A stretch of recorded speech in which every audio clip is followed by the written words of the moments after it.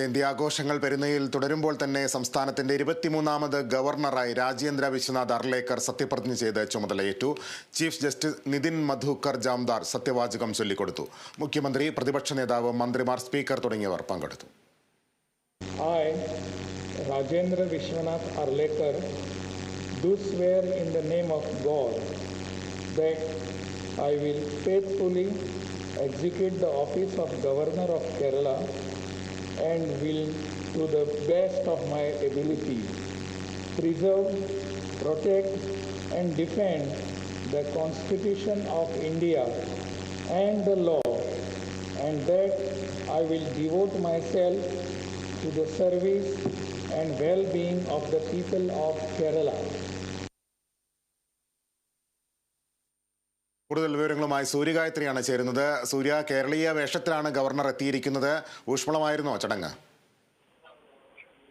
വളരെ ലളിതകരമായ ചടങ്ങാണ് നടന്നിട്ടുണ്ടായിരുന്നത്. കേരളീയ വേഷത്തിൽ കുടുംബസമേതമാണ് പുതിയ ഗവർണർ രാജേന്ദ്ര വിശ്വനാഥ് ആർലേക്കർ സത്യപ്രതിജ്ഞാ ചടങ്ങിനായിട്ട് എത്തിയിട്ടുണ്ടായിരുന്നത്.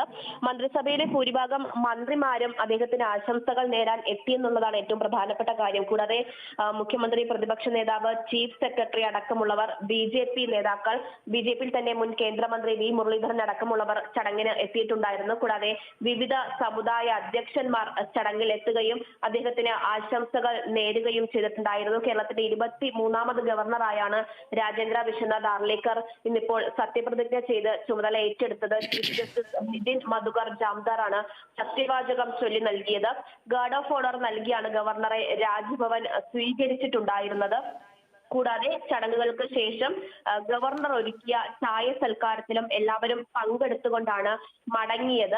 പുതിയ ഗവർണർ എത്തുമ്പോൾ മുൻവിധികൾ ഇല്ലാതെ ഗവർണറെ സ്വീകരിക്കണമെന്നുള്ളതാണ് CPM-ന്റെ തീരുമാനം.